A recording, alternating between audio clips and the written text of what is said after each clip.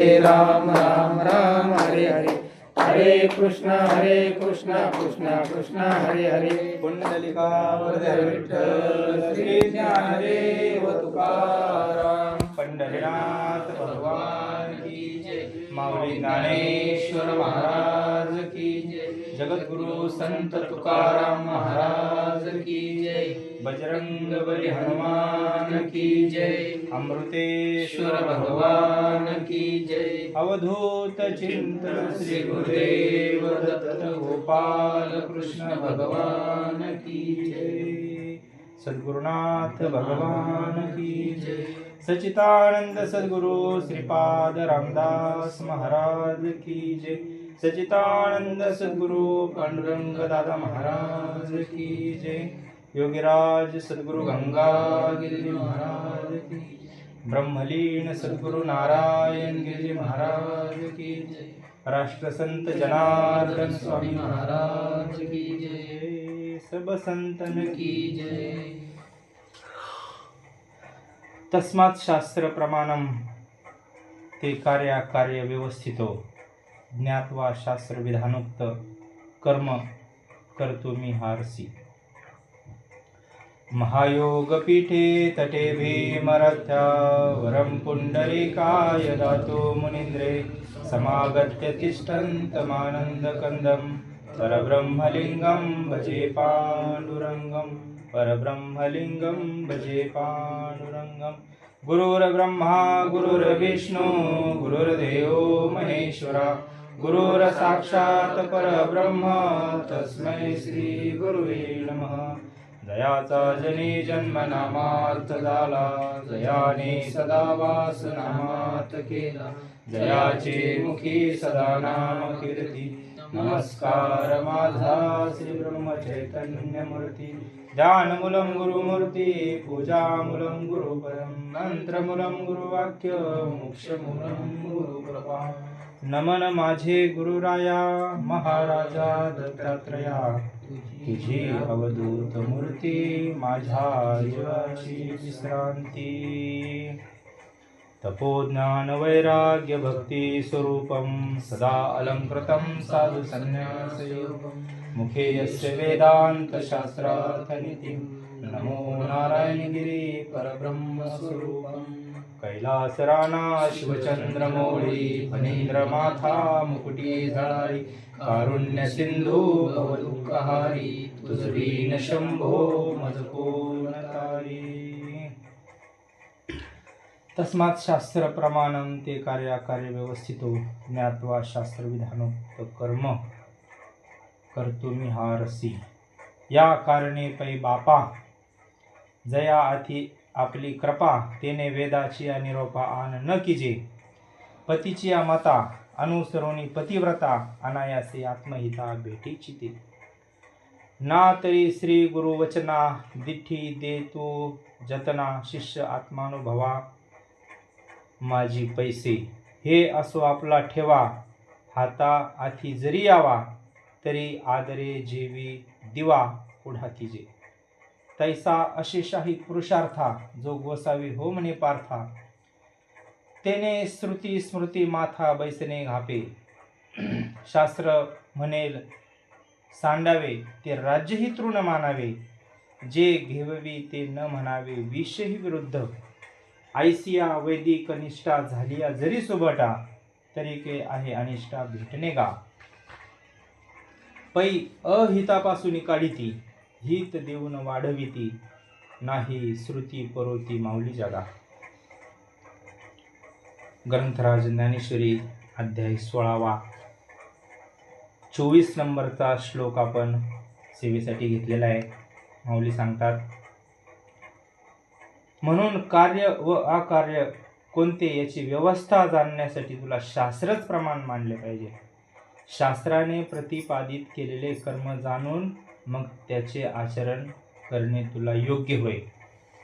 माऊली महावैष्णव ज्ञानोबराय म्हणजेच भगवान परमात्मा महाविष्णूचा अवतार सखा माझा ज्ञानेश्वर. लोपले ज्ञानजगी हित नेनती कोणी. अवतार पांडुरंगा नाव ठेविले ज्ञानी.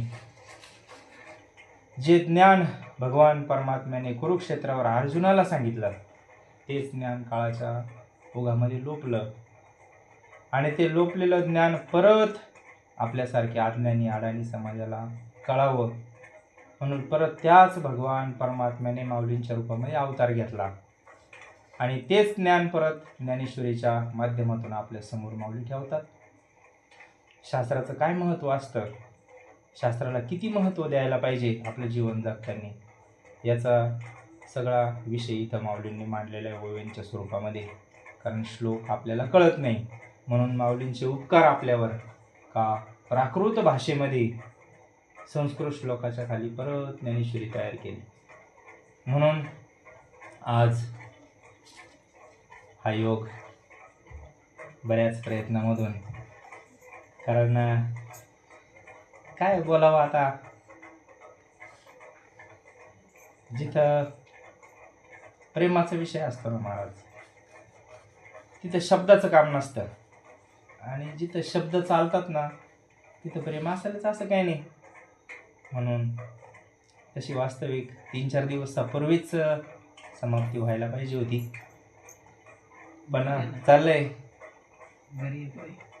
भक्ती करू का पोट भरू, सांगा मी काय करू. म्हणून यांचा हा गुरुचरित्र पारायणाच्या सांगतेनिमित्त ही प्रवचन सेवा आपल्या हरिभक्तपरायण सुनीताताई दत्तात्रय चव्हाण यांनी गुरुचरित्राचं पारायण केलंय. पवित्र असा श्रावण महिना आहे. या महिन्यामध्ये प्रत्येकाचाच काही ना काही उद्देश असतो, भगवंताची सेवा घडावी. कारण पर्व काळामध्ये भाऊ सांगतात, पर्व काळामध्ये केलेल्या सेवेची फलप्राप्ती जास्त असते महाराज. म्हणून हा पर्व काळ आता माळकऱ्याला आहेच पर्वकार बघा, पण जे माळकरी नाही आहे ना त्यांच्यासाठी सुद्धा हा महिनाच असा आहे, पवित्र महिना आहे. का ज्यांच्या गळ्यात माळ नाही ना त्यांच्यासाठी सुद्धा हा पर्व काळाचे मोठा पर्व काळ आहे. आपण पाहतो ना बरेच जण महिनाभर चप्पलच घालत नाही. उपवास करणार, ज्याची जशी श्रद्धा असेल, त्याचा जसा भाव असेल, कोण सोमवार करतं, कोण शनिवार करतं, म्हणजे काहीतरी या महिन्यामध्ये प्रत्येकाचा करण्याचा उद्देश असतो महाराज, माळकरी नसला तरी. आणि मग माळकऱ्याला काय पाहिजे अजून, जो अगोदरच या मार्गावर ज्याचा प्रवास सुरू झालेला आहे, मग त्याला तर तो याच्यापासून त्याचा तर अर्थात वर्षभर त्याचा परमार्थ चालू असतो. माळकऱ्याचा परमार्थ कधी बंद नसतो. आणि त्यातल्या त्यात आपल्यावर दत्तात्रयांची अशी कृपा झाली महाराज का आपल्याला शुद्ध मार्गाला लावलं त्यांनी. पवित्र असा हा मार्ग आहे आणि एवढ्या कलियुगाच्या ह्या वातावरणामध्ये योग्य मार्गावर प्रवास होणं फार अवघड झालंय. आता अवघ्या वाटा झाल्या क्षीण, कली न घडे साधन. बरेच साधन आहे, पण कलियुगामध्ये सगळ्यात सोपं साधन संतांनी आपल्याला सांगितलं. कारण अवघड आपल्याच्याने होणार नाही आता, हे संतांना माहीत होतं आणि म्हणून सोपं साधन आपल्याला सांगतात. वाचा ज्ञानेश्वरी, डोळा पाहावी पंढरी. सोपे साधन आहे, काय याला काय कुठं जावं लागत नाही, घरी बसले आपण परमार्थ करू शकतो. म्हणून यांना सहज वाटलं का पारायण करावं. मग कशाचं करायचं, मग पवित्र ग्रंथ आहे महाराज श्री गुरुचरित्र. सगळ्या दत्तात्रयांच्या लीला आहे, नृसिंह सरस्वती असतील, स्वामींच्या लीला आहे या ग्रंथामध्ये. आता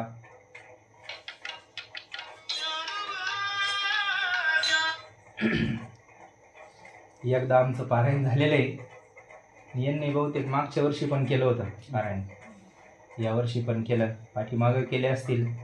सेवा आहे, नित्य नेम आहे, नियमाचं खंडन कधी होत नाही. इतर आपण तसं पाहिलं तर प्रपंचिकाच्या पाठीमागं फार व्याप येऊ, गृहस्थीच्या पाठीमागं काय. मग अशी अभंग आपण म्हणलो ना, भक्ती करू का पोट भरू, सांगा आता काय करायचं नेमकं. अशी द्विधा मनस्थिती तयार होती कधी कधी परमार्थामध्ये.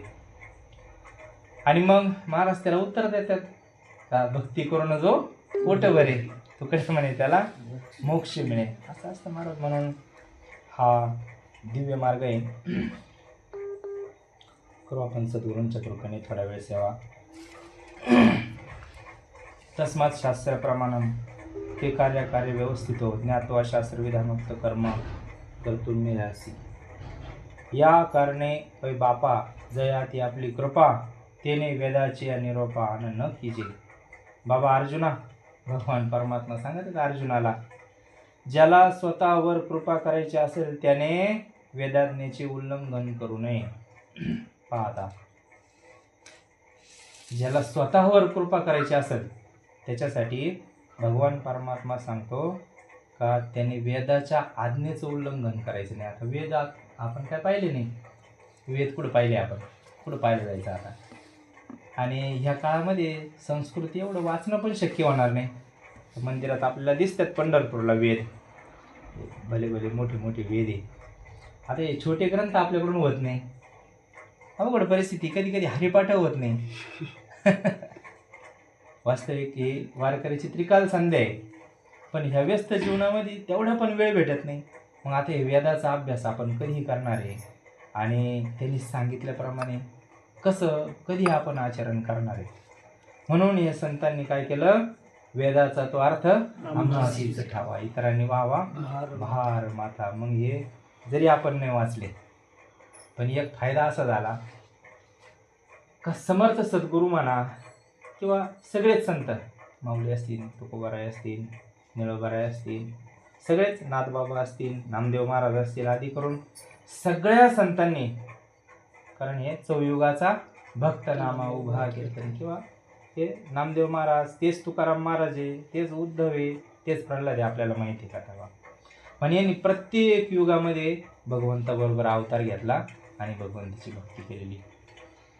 आणि मग सुरुवातीपासून आता ह्या काळामध्ये ठीक आहे, तेवढा वेळ नाही, अल्पायुष्य मानव देह शतगणिले ते अर्धे रात्र खाय, मध्ये बालत्व पिढा रोग काय भजनाची उरले ते पाहे का. कलियुगात जरी वेळ नसेल पण आता हे सत्ययुगापासून भगवंताच्या बरोबर आहे ना हे अवतार, प्रत्येक अवतारामध्ये संत बरोबर आहे. मग यांनी तेव्हा वेदाचं अध्ययन केलेलंच आहे आणि मग ते वेदाचं काय सार आहे हे संतांना माहिती आहे. अजून एक असा संदर्भ आहे का ज्ञान हे आतून प्रकट होत असतं. ज्ञान हे साधनेने, आता हे आपलं वाचून मध्ये घालायचं काम चालू आहे, आपलं ओवे पाठ करून मध्ये घालायचं काम चालू आहे डोक्यामध्ये, वाचून ऐकून पाहून. पण तसं नाही. मला ज्ञानाची खरी पद्धत जर असेल ना तर ज्ञान हे प्रगट होत असतं आतमधून, साधनेने. जो चिंतन करतो ना नामचिंतन, आता या बहिणाबाई असतील आपल्या मालिकेमध्ये शांतमय होऊन गेल्या, तर काय मोठ्या मोठ्या महिला संत होत्या ना, आणि शाळेत गेल्या नाही कधी, आणि त्यांचे गाथे कसं काय झालं असं ना, असं त्यांचे गाथे, ते गाथे आपल्याला वाचल्यावर कळत नाही, त्याला कोणीतरी समजून सांगणारा असावा लागतो, तेव्हा त्यांचे अभंग आपल्याला कळतात. म्हणजे कशाची शक्ती असेल, जर ते शाळेतच कधी गेल्या नाही तर मग असं कशाने झालं असेल. त्यांनी एकच साधन केलं महाराज सद्गुरूंच्या भेटीनंतर, सद्गुरूंनी सांगितलेल्या गुरुमंत्राचं नामाचं चिंतन केलं महाराज. आणि ते चिंतन करून करून करून करून असं होतं ना, ते सगळे आवरण जेव्हा मल विक्षेप, आवरण दोष जेव्हा निघून जातं ना, ते ज्ञान हृदय प्रतिष्ठे, मग शांतीचा अंकुर फुटे. ते आतूनच प्रगट होतं महाराज, हृदयामधून ते ज्ञान. त्याला कुठं बाहेरून आणून आणि आतमध्ये घालायचे असं नसतं. म्हणून हे ज्ञान संतांना आतमधूनच प्रगट झालं आणि मग त्यांनी ते ग्रंथाच्या रूपामध्ये आपल्या समोर मांडलं. मला फार शक्ती असते कृपेची, काय शक्ती सांगायची. आता हा ग्रंथ तुम्ही वाचला, त्या दिवशी भाऊंनी एक उदाहरण सांगितलं बा, काशीहून पंडित आले होते म्हटले, किती अध्याय आहेत आता नाही लक्षात माझ्या, बहुतेक 36व्या का काहीतरी अध्यायामध्ये तो भाग आलाय. आणि काशीवरून पंडित आले, आता ते काय शास्त्रीय पंडित म्हणल्यावर विद्वान, ते सगळं त्यांचं मुखपाठ आहे, होतो पंडित महाज्ञानी दशग्रंथ षडशास्त्र पुराणी चारी वेद मुखोद्गतवाणी, अशी त्यांची अवस्था मार. आणि मग ती तिथून सगळे ते वाद घालीत घालीत, वाद म्हणजे चर्चा करीत, चर्चा आमचे शास्त्रार्थ करा, शास्त्रावर चर्चा करा म्हणत म्हणत तिथून जे काशीवरून आले इथपर्यंत महाराज इकडं स्वामी होते ना अक्कलकोट त्या भागामध्ये. आणि मग चर्चा करा म्हणायचे, आणि चर्चेमध्ये जरा तुम्ही जिंकले तर मग आम्ही तुम्हाला शरण जाऊ, आणि आम्ही जर जिंकलो तर तुम्ही आम्हाला लिहून द्यायचं का आम्ही हरलो म्हणून, आता तुम्ही जिंकले म्हणून जयपत्र लिहून द्यायचं. असं बरेच त्यांनी सगळ्यांना ते हरवीत आले. मग आता एवढे काशीपासून आले इथपर्यंत कोणीच त्यांना हरवू शकलं नाही. आता हुशार ते. मग आता नवल अहंकाराची गोठी विशेष न लगे अज्ञानाच्या पाठी सज्ञानाच्या झुंबे कंठी नाना संकटी नाचली. मग गर्व झाला महाराज ज्ञानाचा, अहंकार झाला, अभिमान झाला ज्ञानाचा. आणि भगवान परमात्म्याला नेमकं तेवढं सहन होत नाही. म्हणून म्हणले आता काहीतरी ऑपरेशन करावं लागेल. ऑपरेशन करायला डॉक्टर तसंच पाहिजे ना. मग तिकडे गेले. स्वामींचा आपला नित्यनेम चालू होता. आणि ते गेले. मग ते म्हटले आमच्याशी शास्त्रार्थ करा. म्हटले हे काय संत या भानगडीत कधी पडत नाही. अजून पण आपण पाहतो महाराज. एक दिवस प्रदीप महाराज म्हणले होते, बाबा आहे ना, त्या भाऊंला म्हणजे तुमच्याकडे यायचं, चर्चा करायची. म्हणजे आता परमार्थात चर्चा केल्याशिवाय पण होत नाही. कारण हे जे ज्याला अनुभव आला ना, ज्याला ज्ञान आहे, त्यांनी ज्याला ज्ञान नाही, किंवा दोघं जरी ज्ञानी असले पण चर्चा केली का मग त्याच्यातून अजून आनंद होत असतो. पूर्व आवडीने वाद तुमच्या सुखाचा संवाद.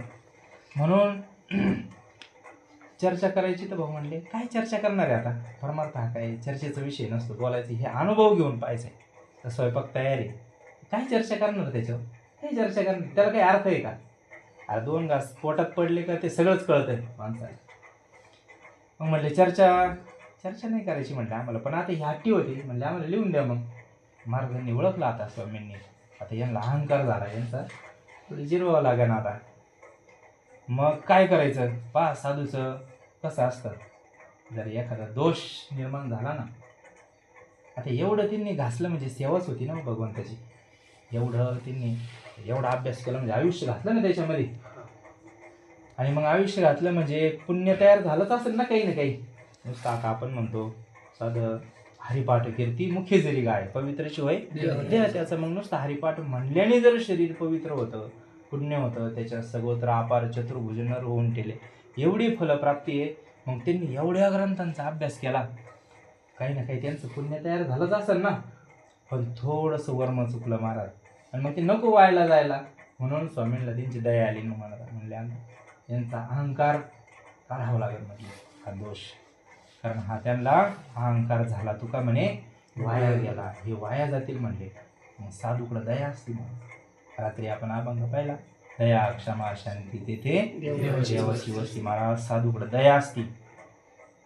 आपलं वेगळं का नाही, हे गुण साधूचे आहे महाराज. मग दया आली, म्हटले आता यांचं काहीतरी करावं लागेल. मग तिथून एक अंत्यच चालला होता, असा शूद्र एकदम खालच्या जातीतला, उघडा, त्याच्या अंगावर कपडे नाही, काही नाही. विभूती महिमा त्याच्यात सांगितलेलं आहे गुरुचरित्रामध्ये. त्याला बोलवलं, त्याला आणा म्हणले धरून इकडं. मग त्याला आणला. आता तो आणतेच गरीब एकदम, तो दररोज काम करायचं आणि पोट भरायचं आपलं कसं तरी 2 टाईम खायचं, अडाणी एकदम अशिक्षित. आणि तेव्हा हे अधिकार सगळ्यांना नव्हते. आता सुकाळ झालाय ब्रह्मविद्येचा सुकाळ करी, आता सुकाळ झाला मला. तेव्हा त्यांना शाळेत प्रवेश नाही, तेव्हा मंदिरात त्यांना प्रवेश नाही. पण काय आमच्या संतांचे उपकार महाराज, याती धर्म निर्णय हायसा वेदेशात, या रे लहान थोर, याती भलते नारी नर, करावा विचार न लगे चिंता कवनाची, सकळांशी येते आहे अधिकार, कलियुगी उद्धार हरीशा नामे. महाराज संतांचा असं आहे ना, संत कोणी पण असू द्या, पण त्याचा भाव, त्याचं जे अधिष्ठान आहे ते पाहून त्याचा स्वीकार करतात महाराज.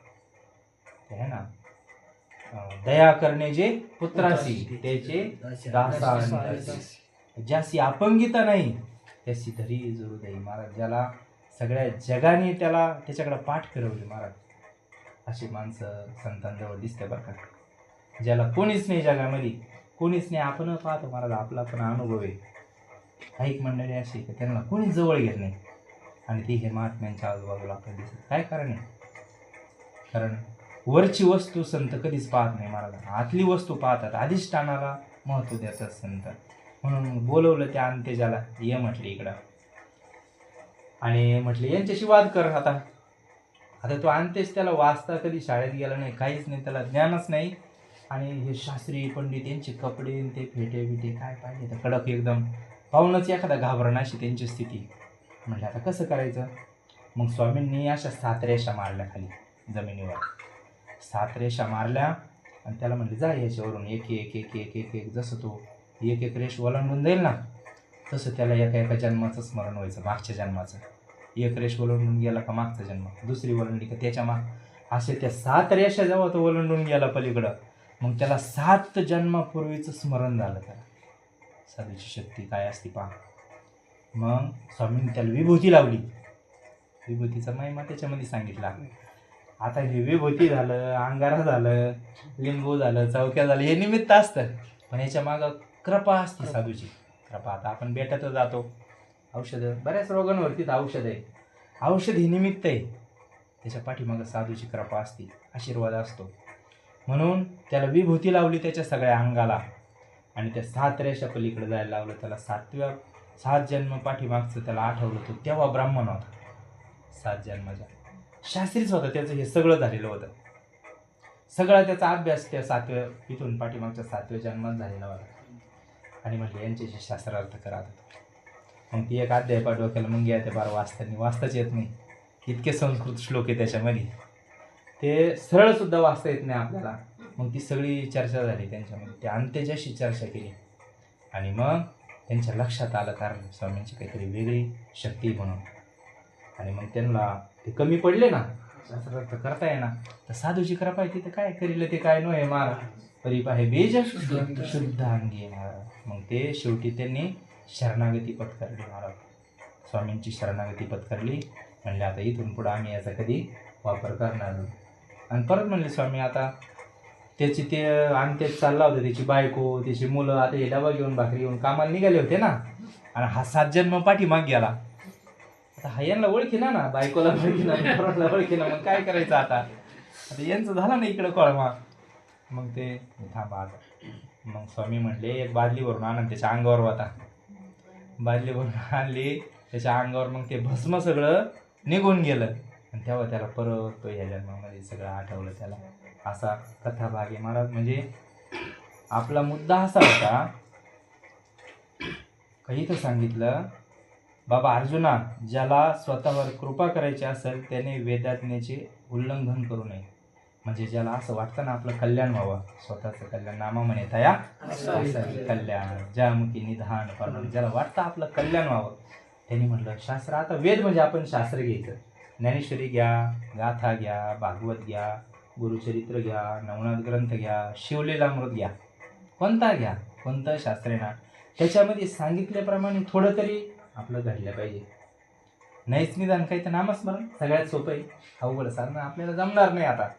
पण संतांनी जे नामस्मरण करायला सांगितलं ना तेवढं जरी जमलं ना भरपूर झालं. बरंच तसं शास्त्र पाहिलं तर सहजासहजी शास्त्राप्रमाणे काय आपलं वागणं होत नाही. कारण ज्ञानेश्वरीत जरी पाहिली त्याच्यात अनेक मार्ग सांगितले साधनेचे. योगाचा मार्ग सांगितला, जपाचा, तपाचा, अष्टांग योग, अनेक मार्ग सांगितले, अवघड मार्ग सांगितले. मग याच्यातून नेमकं निवडायचं कोणता आपण?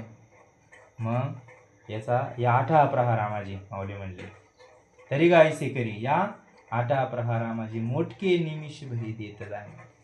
काय करतो एवढ्या 24 तासामध्ये ना एक थोडासा वेळ जरी भगवंताला दिला ना तर पुरेसा होतो.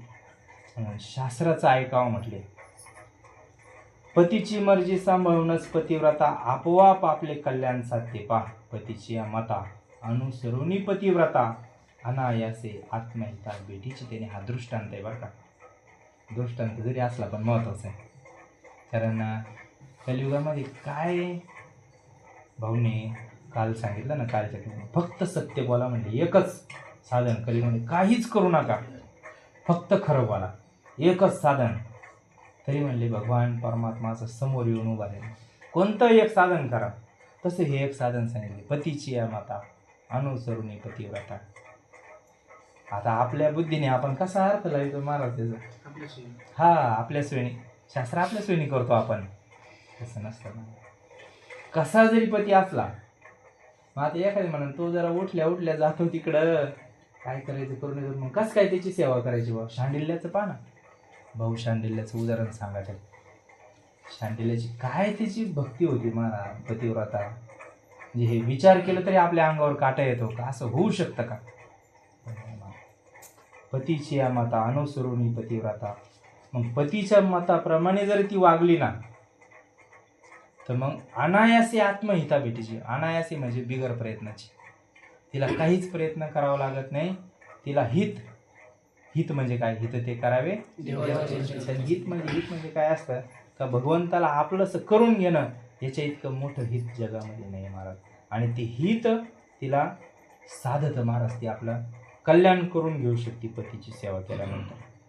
पण काही ठिकाणी असं पण दिसतं, आता तुलसीदासांचं उदाहरण काय माहित होतं आपण, काही ठिकाणी पतीने पण पत्नीच ऐकलेला आहे उपदेश, पत्नी उपदेश करते तुलसीदासांना. आणि ते आता कधी कधी ते पण गरजेचं असतं. आता नाही डोकं चाललं काही तर मग काय करणार आहे. कधी कधी होतं भ्रमिष्ट, नाही बुद्धी चालत. पण याचा अर्थ ज्याला कळतं त्याचं ऐकलं तर काही हरकत नाही. आणि आपलं कल्याण जर असेल, आपल्या हिताची गोष्ट जर आपल्याला कळतं ना चांगलं काय वाईट काय, आपल्या हिताची गोष्ट जर असेल ना, तर मग कोणाचं पण ऐका. हा लहान जरी असेल ना, आपल्यापेक्षा वयाने लहान जरी असेल, पहा ना चांगले बाबांचं काय वय आणि मुक्ताबाईचं काय वय, शरण गेले ना मला. म्हणून चांगला जर मुद्दा असेल तर कोणाचा ऐका आम्हाला. सार घ्यायचं. राजहंसासारखी भाऊ कायम सांगत आहे, आपली वृत्ती कशी झाली पाहिजे, राजहंसासारखी वृत्ती झाली पाहिजे. हे फार महत्त्वाचं आहे बरं का. जगात अनेक अनाचार आहे, अनेक वाईट घटना आपल्याला दिसतात, अनेक माणसं वाईट वागताना दिसत, पण प्रत्येकाकडे एक गुण आहे चांगला. दत्तात्रेयने पहा ना 24 गुरु केले भागवतामध्ये, 24 गुरु केले. ज्याच्याकडून जो जो गुण घेतला तो गुरु केला. तर आपला प्रॉब्लेम असा आहे का आपल्याला गुणच दिसत नाही कोणामध्ये. काय करावं, बुद्धी अशी झाली आपली, सारखं सतत ते चिंतन करून करून करून करून निगेटिव्ह चिंतन करून करून ती नकारात्मक ऊर्जा तयार होती महाराजांसारखं. आपलं त्या दुर्योधनासारखं काम होतं. चांगलंच दिसत नाही कोणी. धर्मराजाला म्हटले, आता कुठून वाईट माणूसच नाही आहे जगामध्ये, कुठून शोधून आणायचं वाईट माणूस हा. म्हणून महाराज आपल्याला चांगलं जर भेटत असेल ना, राजहंसासारखं क्षीर निर्विवेक म्हणतात त्याला शास्त्रामध्ये. दूध आणि पाणी का पाणी. राजहंस कधीच पाणी घेत नाही. राजहंस दूध आणि पाणी एकत्र करून जर ठेवलं ना त्याच्यासमोर, राजहंस कधीच पाणी नाही घेत. पाणी शिल्लकच राहतं, फक्त दूध पितो. काय भगवंताची कला असं काय. हा मग आपण म्हणतो महाराज आम्ही सद्गुरूंचे लेकर आहे, म्हणजे राजहंसाची पिल्लं आहे म्हणतो आम्ही. मग राजहंसाच्या पिल्लांनी काय घ्यायला पाहिजे, सार घ्यायला पाहिजे की नाही. राजहंसाचा गुण आहे महाराज तो. पण आपल्याला सगळ्यांचे दोष दिसतात महाराज. नाही, आपल्यावर महाराज समर्थ सद्गुरूंची कृपा झाली. ज्या अशक्य गोष्टी होत्या ना, अनुग्रह म्हणजे फार हे अशक्यच्या जवळच गोष्ट आहे महाराज. हे होणारच नाही असं कलियुगामध्ये, पण आपल्यावरती कृपा झाली महाराज.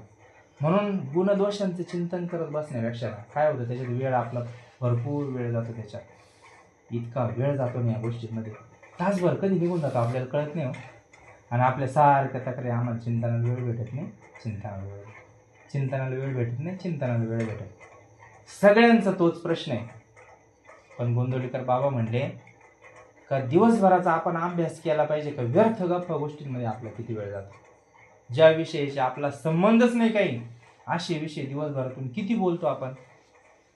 नाही, आपण राजहंसाची पिल्लं आहे. आपल्याला क्षीर निर्विवेक हा जमलाच पाहिजे. मग सार घेता आले पाहिजे त्याच्यात. किती जरी कोणी असेल ना काही, तर प्रत्येकाकडे एक गुण असतोच, चांगला गुण असतोच. हा किती जरी पेणार असला ना, चालू कीर्तनामध्ये किती का असे प्रसंग झाले आमच्या हातामध्ये येऊन पैसे द्यायला. चालू कीर्तनामध्ये 500चे नोट असेल, 100, काहीतरी गुण आहे ना त्यांच्याकडं. दान हा गुण आहे ना, औदार्य आहे त्यांच्याकडं. हे जरी एखादा अवगुण असेल पण चांगला गुण आहे ना, हा आपण तो घेण्याचा प्रयत्न करावा. म्हणून माऊली सांगतात का पतीची मर्जी सांभाळून जर पतिव्रता वागली ना, तर तिला आपोआप ती आपल्या कल्याणापर्यंत जाते. वेगळं काही करायची गरज पडत नाही मला. अथवा श्री गुरुवचनाची नीट जपवणूक करून शिष्य आत्मानुभवात प्रवेश करतो. आता हे सगळं कशासाठी करायचं, याच्यात दीपकाची कथा येते. पण संदीपक नाव आलं त्याच्यात, कधी कधी दीपक म्हणतो आपण, पण त्याच्यात संदीपक नाव आहे ग्रंथामध्ये. मग काय गुरुनिष्ठ आहे हो, इथं तेच सांगितलं पहा. श्री गुरु वचनाची नीट जपवणूक करून शिष्य आत्मानुभवात प्रवेश करतो महाराज. आता हे 3 प्रकारचे अनुभव सांगितलेत महाराज शास्त्रामध्ये. एक तर गुरुप्रचिती, दुसरी शास्त्रप्रचिती आणि तिसरी आत्मप्रचिती. त्याच्यामध्ये आत्मप्रचिती सगळ्यात श्रेष्ठ सांगितली. शास्त्रप्रचिती म्हणजे शास्त्रामध्ये काही अनुभव असतील, संतांचे जे अनुभव आलेले असतील ते शास्त्रामध्ये मांडलेले आणि ते आपल्या अनुभवाला आले. भगवंताने एखादा प्रपंचामध्ये एखादं संकट आलं, त्याच्यावर आपण चिंतनाने जर मात केली एखाद्या वेळेस, ते संकट गेलं आपलं, तर ते शास्त्रात सांगितल्याप्रमाणे आपल्याला अनुभव आला म्हणजे ती शास्त्रप्रचिती आली महाराज. याच्यामध्ये सांगितलेलं आणि आपल्या जीवनात घडलेले प्रसंग जर यांचं साम्य असलं तर शास्त्राची प्रचिती आली समजायचं. गुरुप्रचिती काय? सद्गुरूंचे अनुभव येतात महाराज वेगवेगळे. आता प्रत्येकाला तुम्हाला बऱ्याच मंडळींना अनुभव आहे का दर्शन होतं, म्हणजे जागेवर दर्शन होतं. काही काही मंडळी असे डोकं टेकवलं ना, आता समजा पहाटे चिंतनाला बसले असे उठून आणि सहज भाव तयार झाला का आपले सद्गुरू आपल्यासमोर उभे आणि खाली डोकं टेकवलं, डोळे झाकून महाराज. तर आज पण पायावर डोकं टेकत आहे महाराज. काही काही साधकांच्या इथं बसलेल्या साधकांची अशी स्थिती आहे, आपण पायावर डोकं ठेवलं जाणवतं ना आपल्याला पाय म्हणून खाली, तसं त्यांना जाणवतंय महाराज प्रत्यक्षामध्ये ध्यानाला बसल्यानंतर. अशी स्थिती आहे महाराज. म्हणून सद्गुरूंची पण प्रचिती येते महाराज, अनुभव येतो. चिंतन जर केलं ना अनुभव येतो महाराज. आणि तिसरी सांगितली आत्मप्रचिती, ती सगळ्यात श्रेष्ठ आहे महाराज. भगवान परमात्मा आहे ना, तो कुठे आहे? आपल्या हृदयामध्ये.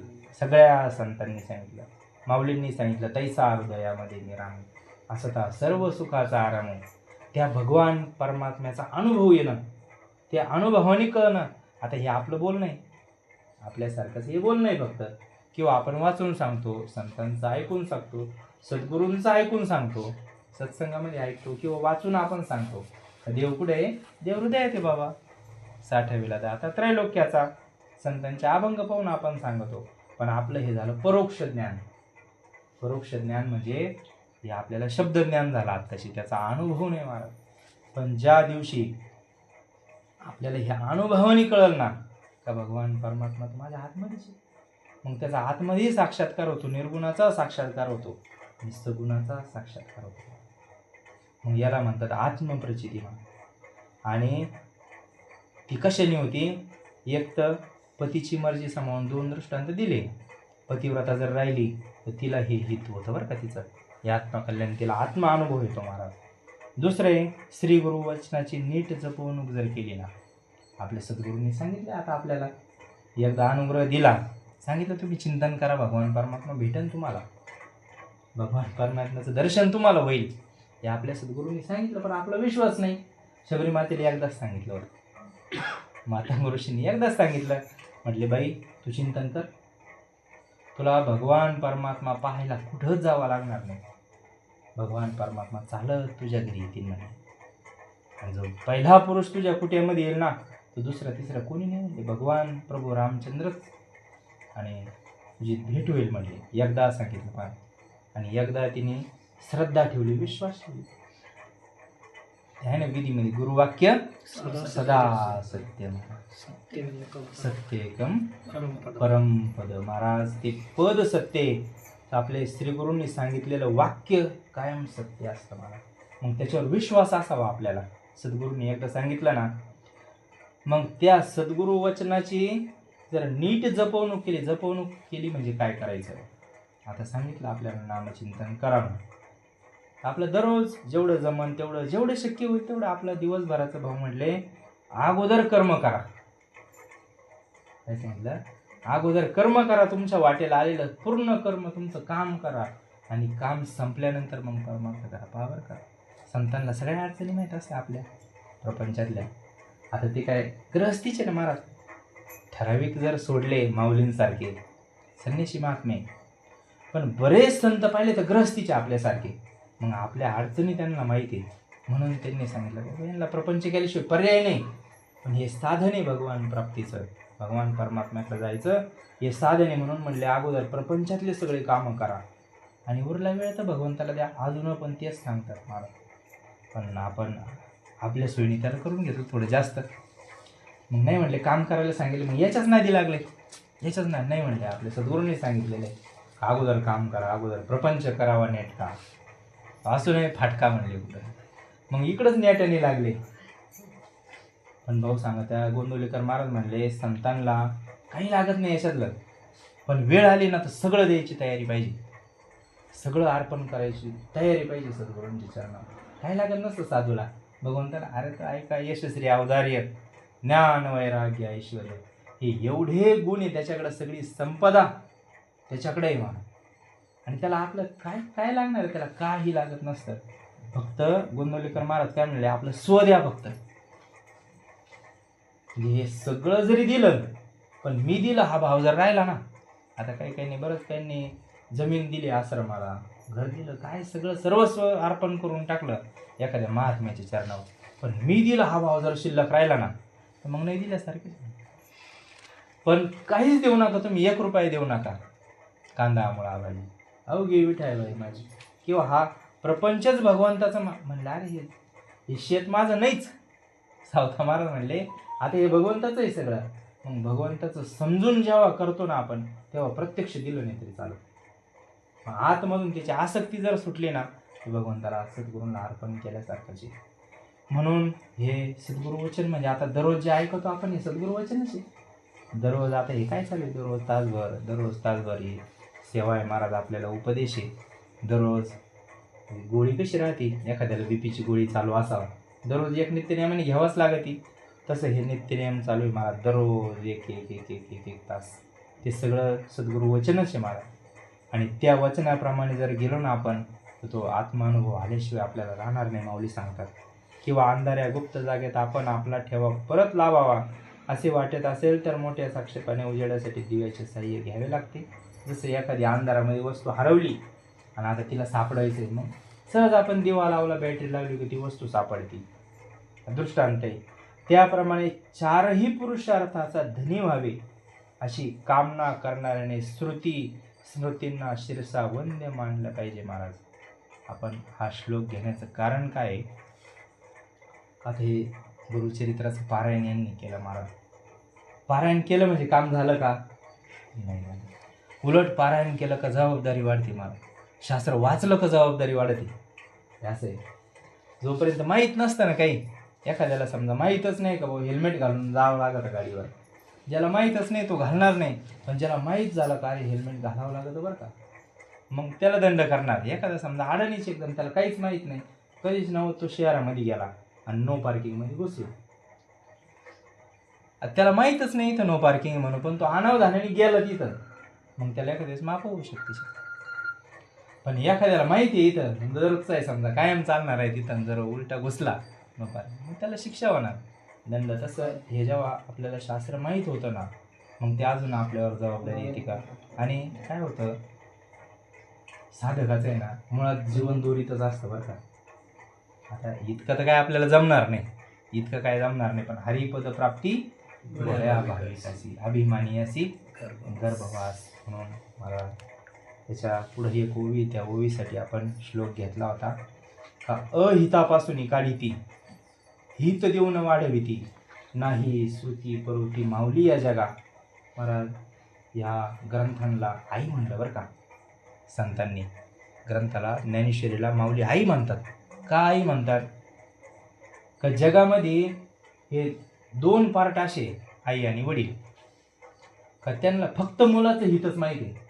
मुलांचं फक्त हितच माहिती आहे त्यांना. आई वडिलांकडून मुलाचं अनहित झालं किंवा मुलांचं काही नुकसान झालं असं आजपर्यंत ऐकवत आहे का? मुलांना नसल वाटत आहे आपलं हित करू राहिले म्हणून, मुलांची बुद्धी नसन काम करीत. पण आई वडिलांचा जो प्रयत्न असतो ना महाराज, तो कायम मुलांचं हित करण्यामध्येच असते. त्यांची बुद्धी कायम मुलांचं हित व्हावा याच्यासाठीच ते आयुष्यभर त्याच्यामध्येच घातलेलं असतं त्यांनी. मग त्या आई वडिलांची आईची उपमा इथं देतात महाराज माऊली. पै अहितापासून काढिती, हित देऊन वाढवती, नाही श्रुती परवती माऊली या जगा. शास्त्राला माऊली म्हणतात. कारण एखाद्या वेळेस भाऊ नेहमीच सांगत आहेत का, ही आई वडील आहे ना, जे आपले व्यवहारातले आई वडील आहे ना, आता हे प्रत्येक जन्मामध्ये बदलतात. तर ह्या जन्मामध्ये वेगळे, मागच्या जन्मात कोण असं माहीत नाही आपल्याला. त्याच्या मागच्या जन्मात असे अनेक आपले जन्म झाले, कुत्र्याचे झाले, मांजराचे झाले, सगळ्या योनीमध्ये आपण फिरलो. कोण आई बाप होते काय माहिती आपल्याला. प्रत्येक जन्मामध्ये आई वडील बदलतात. मग ह्या आई वडिलांना हे हित माहीतच असेल असं काही नाही. ज्यांना माहिती भाऊ नेहमी सांगा, त्या वडील असावं तर ऋषभदेवांसारखे आणि आई असावी तर मदालासा मातासारखी. मग मदालासा मातेसारखी तिने स्वतःचं हित केलेलं आहे, तिने आत्महित केलेलं आहे. तिला भगवंताचा साक्षात्कार झालेला आहे, तिच्या जीवनामध्ये सद्गुरू आलेले, ज्ञान झालेले, तिच्या जीवनातून दुःख समूळ गेलेले, चिंता गेलेली, काळजी गेलेली, सगळे विकार गेलेले. पिकले शेंदे कडूपण गेले, तैसे आम्हा केले पांडुरंगे. काम क्रोध लोभ निमाले ठाईच, अवघी आनंदाची सृष्टी झाली. असा तिला अनुभव आलेला असन का, तिचं सगळं जीवन आनंदमय झालेलं असन. आणि ते याच्यामध्ये भेटत नाही. आनंद समाधान याच्यामध्ये भेटत नाही. याच्यामध्ये जे भेटत ते टिकत नाही. म्हणून संत आपल्याला या शाश्वत सुखाच्या मार्गाने घेऊन जातात महाराज. आणि मग अशी मदालासा मातासारखी एखादी किंवा वृषभदेवांसारखे आई वडील जर असतील तर मग चांगलं आहे ना. ते भगवान परमात्म्याचा मार्ग जर दाखवत असतील, बाबा माळ घाला रे पोरांनो, हरिपाठ करा, काकडा करा, काहीतरी वाचन करा, देवपूजा करा, नामस्मरण करा, असं जर आई वडील सांगत असतील तर मग त्यांचं बरोबर आहे. पण आता बरेच आई बाबा असे पण का म्हणले, तुझं का वय का आता हे. काल त्या दिवशी प्रदर्शनमध्ये महाराजांनी प्रश्न विचारला होता. म्हणले हे लहान लहान पोरे टाळ घेऊन उभे राहिले, आता हे टाळ वाजवायचं, यांचं वय का म्हणे टाळ वाजवायचं. खालचे म्हणे नाही ना, वय नाही त्यांचं वाजवायचं. आता पुढं आपणच बसेल होतो ना. हे पहा माणूस फसवतो कसा बरं का. त्याच वयात परमार्थ माऊलींची त्या वयामध्ये देह शरीर ठेवायची तयारी झाली. 16 वर्षाच्या वयामध्ये शरीर ठेवायची तयारी झाली. आणि मग आपण आपल्या पोरांना कधी परमार्थ शिकवणार आहे. मला सुनील भाऊ म्हणत राहते काय, पाचीच्या दिवशी आमच्या सगळ्या मुलांना माळी घातलेली. पाचीच्या दिवशी, 5व्या दिवशी काय काही काही आईवडिलांचा 8 तास असतो मला. ते काय आता तो विषय जेव्हा येतो ना महाराज, हे काय बोलायच्या गोष्टी आहे बरं का. आपण म्हणतो टाईम आहे अजून, आता मुलीला घर कसं भेटेल पुढं. आई वडील विचार करता ना, मुलगी तिला आत्ताच नको माळ घालायला. आम्ही गेलो होतो एका ठिकाणी, अरे त्या दिवशी आले होते घरी ते पाहुणे साधकाचे आपले. आता ती ताई साधक आहे पण मालक नाही साधक. आणि मग म्हणले मुलींच्या गळ्यात काय माळ दिसत नाही बाबा. म्हणजे आता ती दुसऱ्याच्या घरी जाणार आहे, तिथं कसं भेटत कसं नाही. आणि मग नको अडचण यायला पुढं काही. पण ते हा विचार करत नाही का एक जरी माळकरी असला ना घरामध्ये, एक आपण किती उदाहरणं पाहिलेली, एक जरी बिचारी माता माऊली तिच्या गळ्यामध्ये जर माळ असेल ना तर ती सगळ्या कुटुंबाचा उद्धार करते महाराज. पूर्ण कुटुंबाला, कित्येक असे कुटुंब आहे आपण स्वतः पाहिलेले आहे महाराज. तिच्या चिंतनाने स्वयंपाक करता करता हरिपाठ, स्वयंपाक करता करता नामस्मरण, आणि ते खाल्ल्यावर परिणाम करील नव्हते. नामस्मरणामध्ये जो आपण स्वयंपाक बनवतो ना तो खाणाऱ्याच्या बुद्धीवर परिणाम करतो महाराज. आणि माळकरी सात्विक झालेले, कीर्तनकार झालेले किती जण असे, किती तर उदाहरणं आहे सांगायला महाराज असे. आणि आपण म्हणतो काय त्यांचं वय आहे का, हे का फार विचाराची आवश्यकता आहे महाराज. म्हणून हे हित आहे आपलं लहानपणी मुलांना. कारण हे संस्कार जर आपण कमवले नाही ना, हे किती कमवून ठेवा, याची वाट लावायला टाईमच नाही लागणार. पण संस्कार जर कमवले ना, गरिबी असू द्या, हा एखाद्या गरीबाचा खूप कष्ट करून UPSC MPSC पास होतात महाराज. गरीबाचेच पोरं होत्यात, मोठीचे नाही होत. गरीबाचीच पोरं होत्यात, मोठ्या मोठ्या हुद्द्यांवर, मोठ्या मोठ्या नोकरीला जातात. संस्कार जर दिले नाही ह्या वयामध्ये ते कधीच व्हायला जात नसतात. म्हणून खरं हित जर काही असेल ना महाराज, का आपली हिता जो असे जागता आणि त्याच्या माता पित्याला धन्यता देतात महाराज. म्हणून हे शास्त्र असे का ते आपल्याला आपलं हित काय, आपलं चांगलं कशाने होणार आहे हे आपल्याला मार्ग दाखवतं. कलियुगामध्ये कोण दाखवणार आहे. आता आपलं बहुत सुकृताची जोडी महाराज, किंवा पुण्य फळले बहुत दिसा, भाग्य उदयाचा ठसा, झालो सन्मुख तो कैसा, संत चरण पावलं महाराज.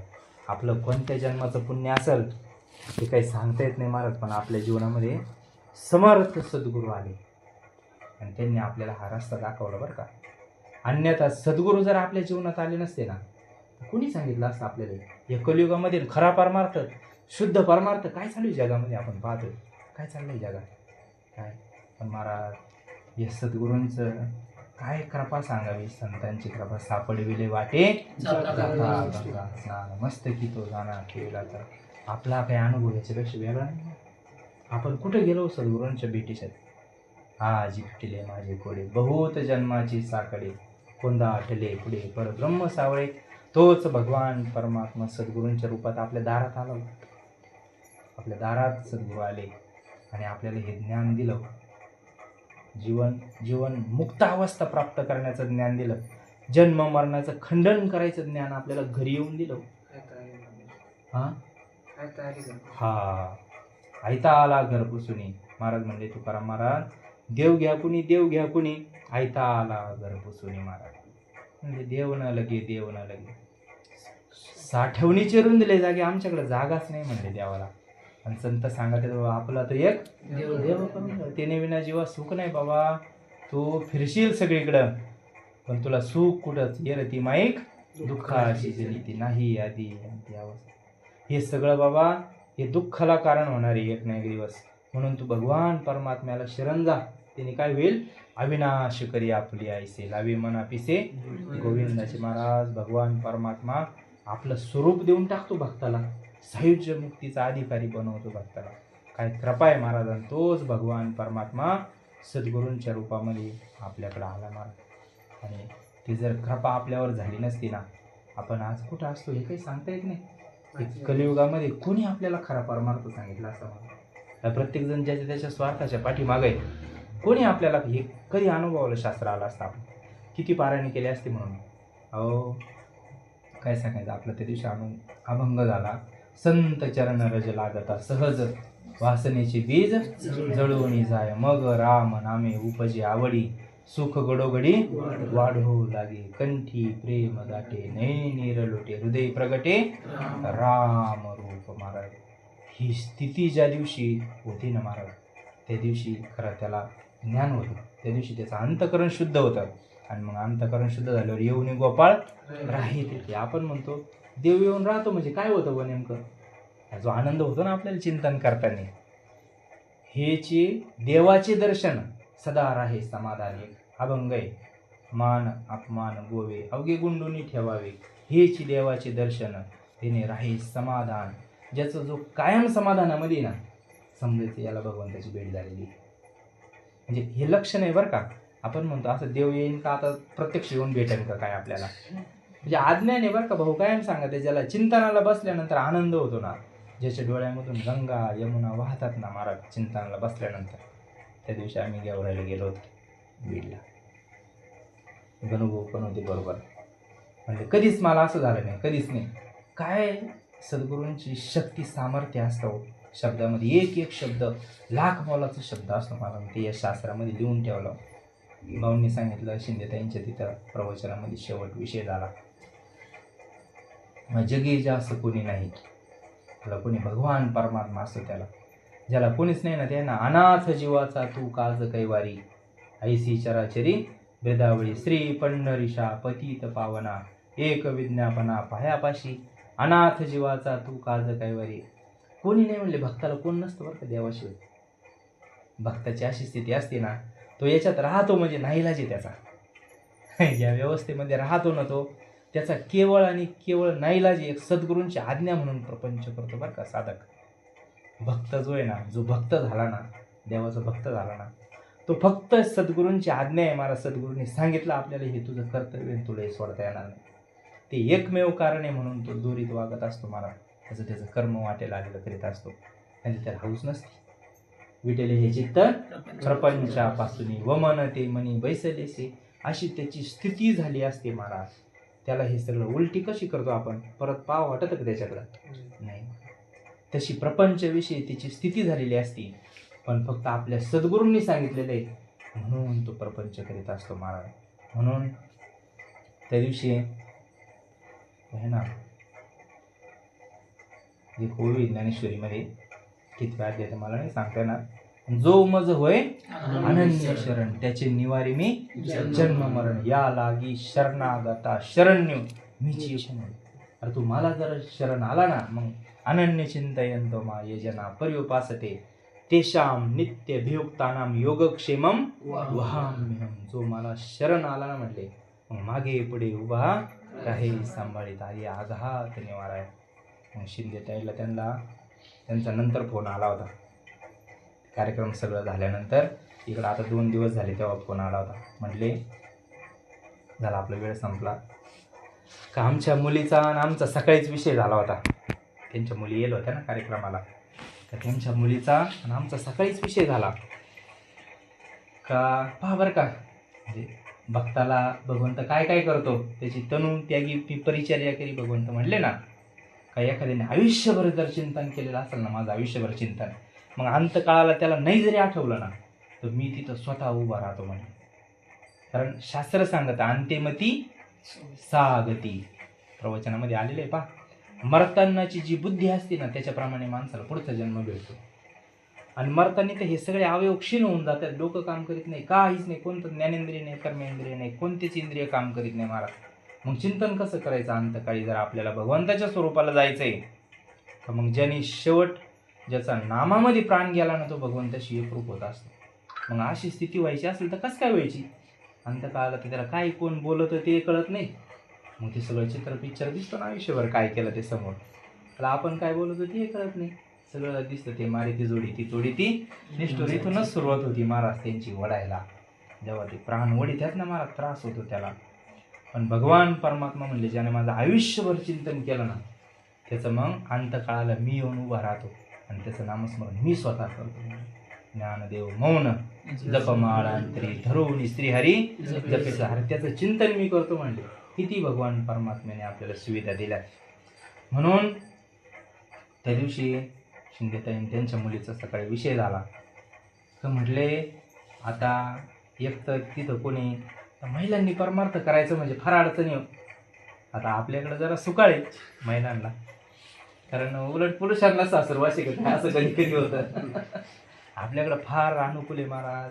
हो म्हणले 2-3 दिवस तिथं जाऊन राहा, गोकुळे दे तिथं. तुम्हाला भक्ती जर शिकायची असेल तर त्यांच्याकडून. पण सगळ्या महिला मंडळ आहे आणि महिला मंडळ म्हणल्यावर सगळं परस्वाधीन जीवन आहे महाराज, पारतंत्र्यामध्ये जीवन आहे. आणि मग कोणी येणार नाही म्हणले, टाळकरी आमच्याकडं कोणी उभं राहत नाही. काय करायचं, चिंता पडली. आणि मुलाचं तर पुण्यस्मरण आहे, कीर्तन करायचं, काय करायचं आता. इकडं पण आमचं मागं पुढं चाललं जाणं होतं नाही होतं सुट्ट्या नाही सगळ्यांचं. यांचं काय कोणाचं असं फिक्स ठरना. मग म्हणजे जाऊ द्या प्रवचन करू आपण. पण पहा भगवंताचं कसं असतं, योग क्षेम त्यांचे जाणे जड भरी, वाट दावी करी धरुणे, किंवा भागलिया मज वाहतील कडी, त्यांची निजोडे सर्व सुख. महाराज काळजी चालली, त्यांची चिंता चालली. भगवान परमात्मा आता काय करणार नाही, काय करणार नाही भगवान. पण परिबाह्य बीज शुद्धांगी, जर अंतकरण शुद्ध असलं ना भगवान परमात्मा काही नियोजन करतो त्याला करावं लागतं महाराज. शुद्ध भाव जरा सत्य संकल्पाचा दाता नारायण, सर्व पूर्ण करी सगळे मनोरथ तो पूर्ण करतो महाराज. भगवान परमात्मा आपले सगळे मनोरथ सगळ्या इच्छा पूर्ण करतो. पण त्या भगवंताकडे जाणारी इच्छा असावा, आपल्या व्यवहारातली इच्छा नसावा. मग त्यांची कळकळ चालली, जाऊ दे म्हणले प्रवचन करू, काय हरकत नाही. पण तिथं त्यांच्या शेजारी एक ब्राह्मण कुटुंब आहे.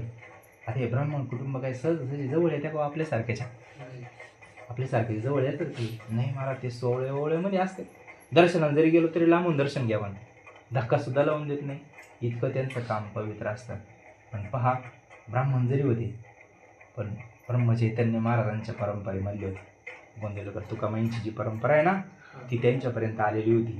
आणि त्या परंपरेचे ते पाईक होते महाराज. त्या परंपरेचा अनुग्रह त्यांना होता, गोंदेलकर महाराजांच्या परंपरेचा.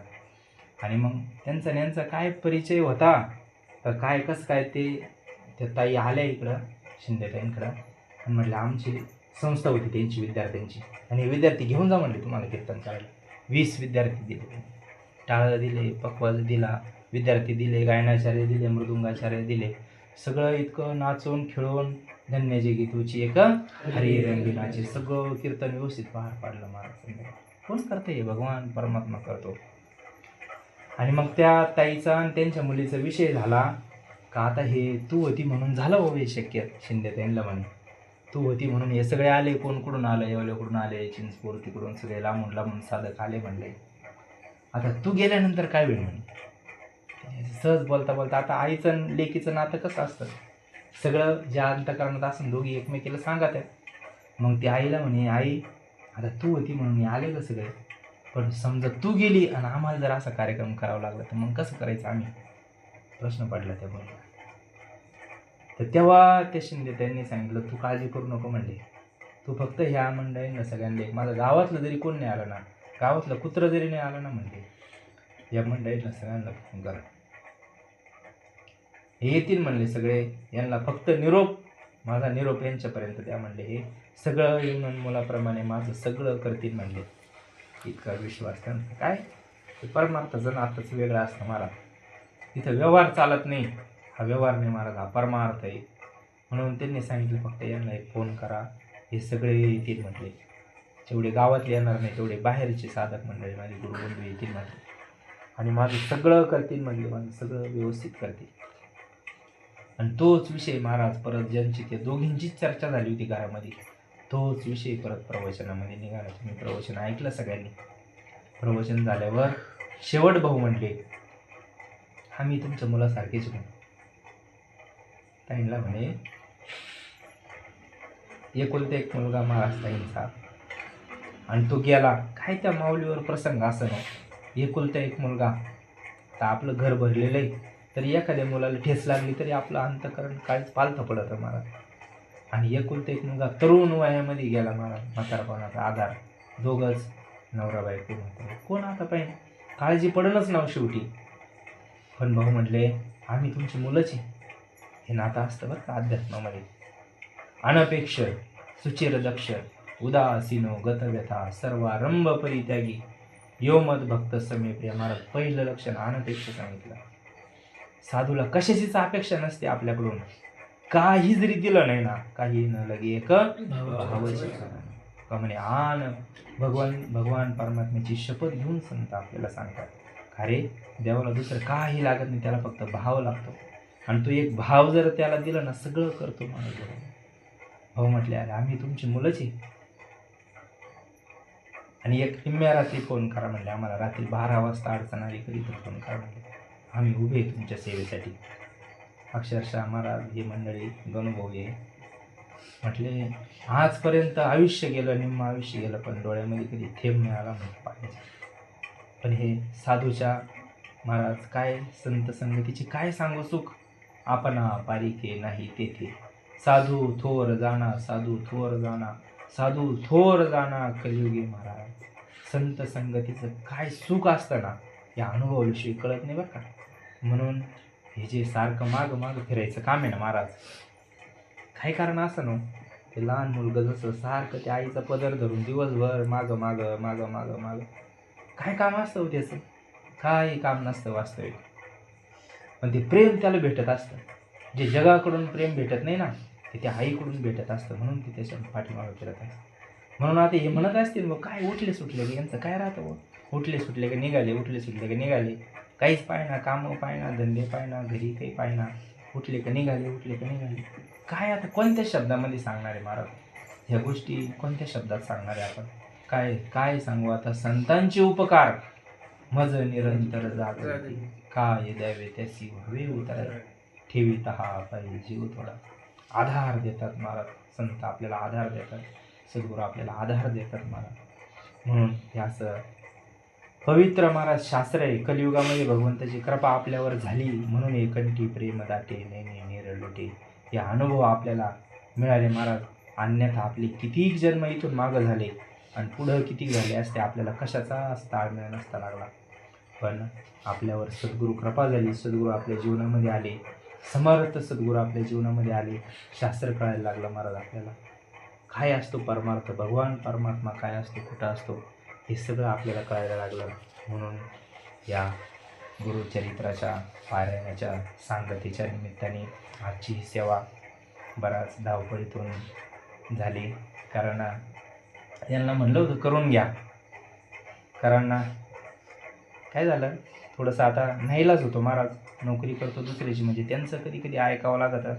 म्हणलं तुम्ही करून घ्या, नवनाथ महाराज हे आहेच, बरेच मंडळी कीर्तन प्रवचन करायला करतील, करून घ्या. पण जिव्हाळ्याचा विषय असतो महाराज, एकदा ते भाव विकला ना महाराज, भाव जर विकला ना तो परत दुसरीकडे बसत नाही महाराज. म्हणून त्यांचा आग्रह आणि प्रेमाने करतात बरं का तुम्ही. कारण सगळीकडे फिरून पाहिलं, सगळं फिरून पाहिलं महाराज, पण भाऊंचा जो ग्रुप आहे ना,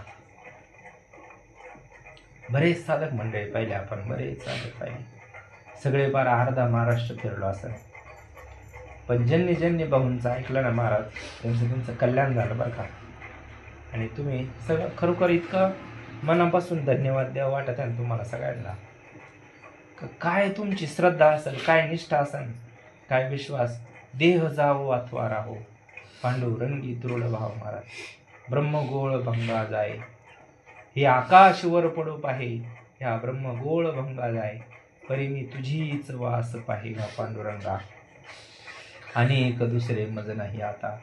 नेमिलिया चित्तापासून या, पांडुरंग ध्यानी पांडुरंग नाही, जागृती स्वप्ने पांडुरंग महाराज. काही लागत नाही महाराज, एकदा साधकाचा असा भाव तयार व्हावा ना, सद्गुरूशिवाय देवच नाही.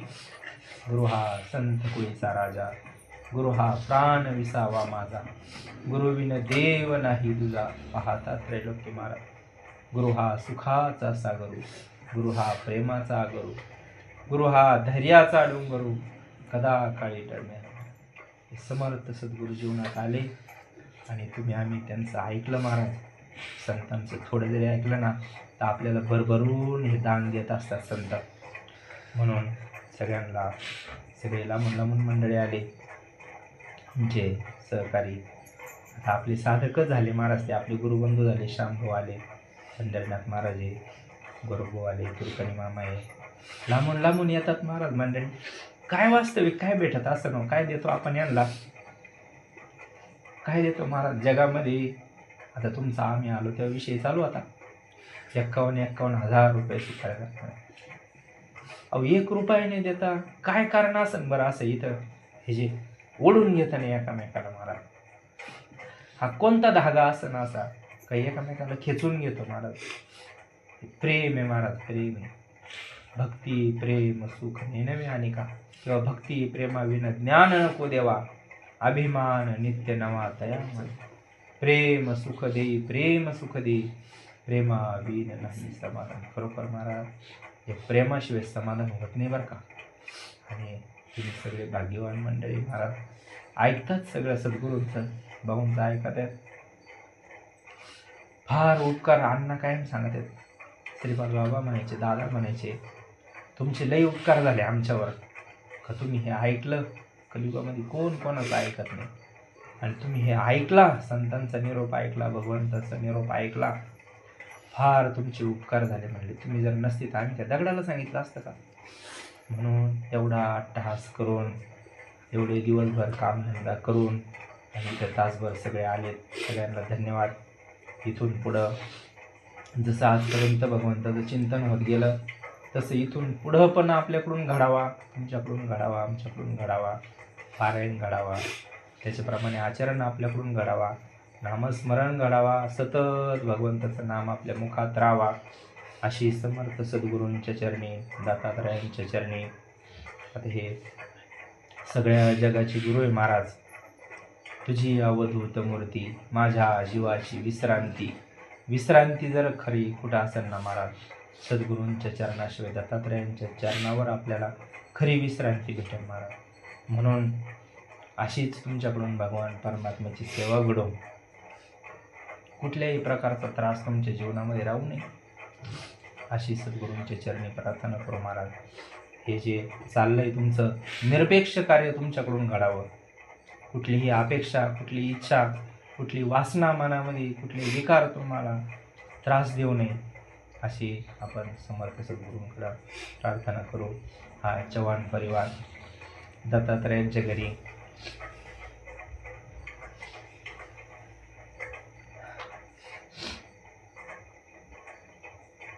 दत्तात्रयांच्याच घरी दत्तात्रयांच्याच ग्रंथाची सांगता म्हणून हा पर्वकाळ झालेली सेवा समर्थ सद्गुरूंच्या दत्तात्रयांच्या चरणी समर्पित करू. सेवेला पूर्णविराम देऊ. पुंडलिकावरदे हरी विठ्ठल श्री ज्ञानदेव तुकाराम पंढरीनाथ भगवान की जय. माऊली ज्ञानेश्वर महाराज की जय. जगद्गुरु संत तुकाराम महाराज की जय. सच्चिदानंद सद्गुरु श्रीपाद रामदास बाबांची जय.